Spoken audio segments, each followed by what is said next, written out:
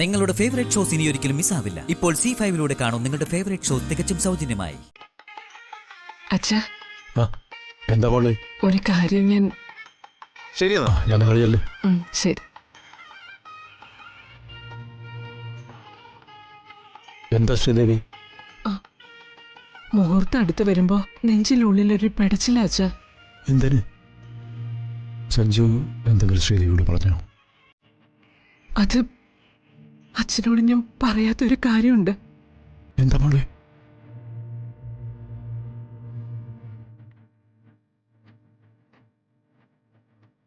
ആ സമയം കൂടി സമാഗതമാകാൻ പോവുകയാണ്.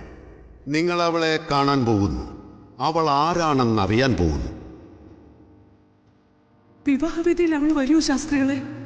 അവൾ അവിടെ തന്നെ പ്രത്യക്ഷപ്പെടും.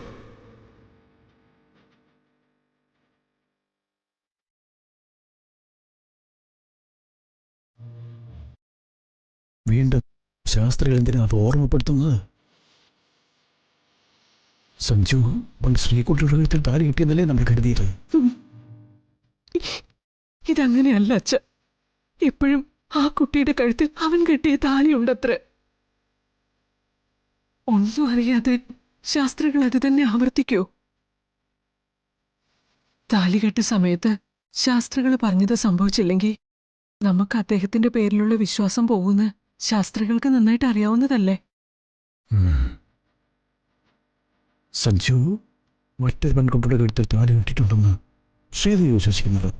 വിശ്വസിക്കാതെ എന്ത് ചെയ്യും അച്ഛ? അവനോട് ഇത് ചോദിക്കാൻ പറ്റുന്ന സാഹചര്യമാണോ?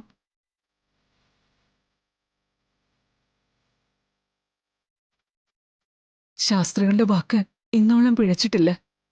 നമുക്ക് ആകെ സംശയം തോന്നിയത് സഞ്ജു ഒരു വിവാഹം കഴിച്ചെന്ന് ശാസ്ത്രികൾ പറഞ്ഞതാ. അത് ശ്രീകുട്ടിയാണെന്ന് ആശ്വസിക്കാനും നമ്മൾ ശ്രമിച്ചു. പക്ഷേ ശാസ്ത്രികൾ പറയുന്നത് വെച്ച് നോക്കുമ്പോ ആ പെൺകുട്ടി ശ്രീകുട്ടിയല്ല. ശ്രീകുട്ടിയുടെ കഴുത്തിൽ നമ്മൾ ആരും താലി കണ്ടിട്ടുമില്ല. കല്യാണം മുടക്കാനാണോ അവൾ വരുന്നത്? അല്ല, നമ്മളെ രക്ഷിക്കാനാണത്രേ. എന്ത് രക്ഷ? അവൾ വന്ന് എങ്ങനെ രക്ഷിക്കുമെന്ന്? അതിന് നമ്മൾ ആപത്തിൽപ്പെട്ട് കിടക്കുകയാണോ ഒരാൾ വന്ന് രക്ഷിക്കാൻ? ഒന്നും എനിക്കറിയില്ല അച്ഛ.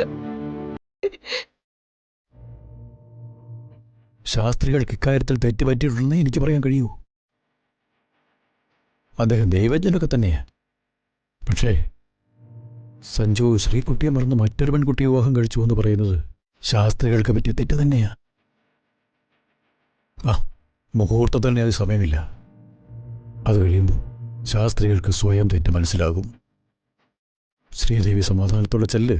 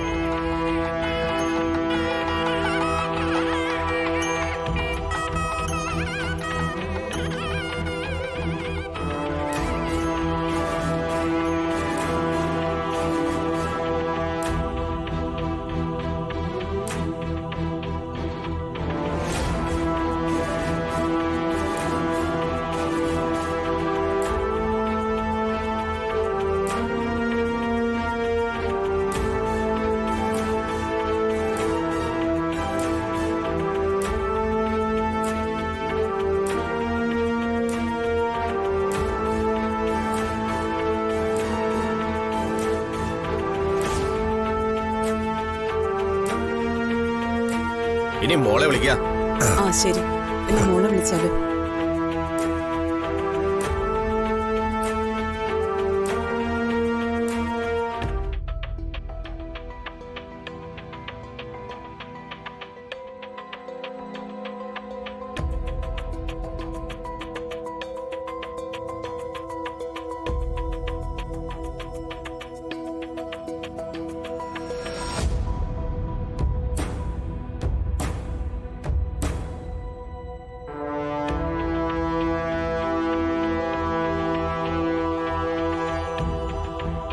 പെൺകുട്ടിയെ കൂട്ടിവരാൻ പോയിരിക്കുക. 15 മിനിറ്റുള്ളിൽ താലിയിട്ട് കഴിയും. ഈ 15 മിനിറ്റ് എന്തൊക്കെ സംഭവിക്കുന്ന അറിയില്ല. സഞ്ജുവിന്റെ ജീവന നമുക്ക് വലുതെന്നുള്ളത് സത്യം തന്നെയാ. അവനെന്തെങ്കിലും സംഭവിച്ചു പോയാ പിന്നെ നമ്മളൊന്നുമില്ല. പറഞ്ഞതെല്ലാം നിനക്ക് ഓർമ്മയുണ്ടല്ലോ. ആരുടെ മുന്നിലും തലകുനിക്കാത്തവനാ സഞ്ജു. അവൻ തലകുനിച്ചിട്ടുണ്ടെങ്കിൽ അതവൻ സ്നേഹിക്കുന്നവരുടെ മുമ്പിൽ മാത്രമാണ്. ഇവിടെയും അതവൻ ചെയ്യുന്നത്. എന്റെ ജീവൻ കൊടുത്തും എന്റെ വീട്ടുകാരുടെ ഏതാഗ്രഹവും സാധിച്ചു കൊടുക്കുന്ന അവൻ എപ്പോഴും പറയാറുള്ളത്. ഇവിടെയും അവൻ ചെയ്യാൻ പോകുന്ന അതാ. അവന്റെ ജീവൻ കൊടുത്ത് അവൻ ദൈവതുല്യം കാണുന്ന അവന്റെ മുത്തശ്ശന്റെയും അമ്മയുടെയും ആഗ്രഹം സാധിച്ചു കൊടുക്കുക അവനിപ്പോ ചെയ്തുകൊണ്ടിരിക്കുന്നത്. അല്ലാതെ ഇങ്ങനൊരു വേഷം കെട്ടാൻ സഞ്ജു തയ്യാറാവില്ലായിരുന്നു. അവനെ നമ്മൾ എങ്ങനെ തടയും? അത് അവനോട് ചെയ്യുന്ന ദ്രോഹമാണ്. നീ എന്താണ് ഈ പറയുന്നത്? അവനെ മരണത്തിന് വിട്ടുകൊടുക്കാനോ? ജീവശവം പോലെ സഞ്ജു ജീവിക്കുന്നതാണ് എനിക്ക് വയ്യ. ഞാനവനെ തടയില്ല. അവന്റെ പിന്നാലെ ഞാനും പോവും. എന്താ? എനിക്കറിയില്ല. ഇവ എന്തൊക്കെയാ പുലമ്പുവാ. അവന് സഞ്ജുവിനെ തടയാനാവില്ലെന്ന്. രാജു, എന്താടാ നിനക്ക്?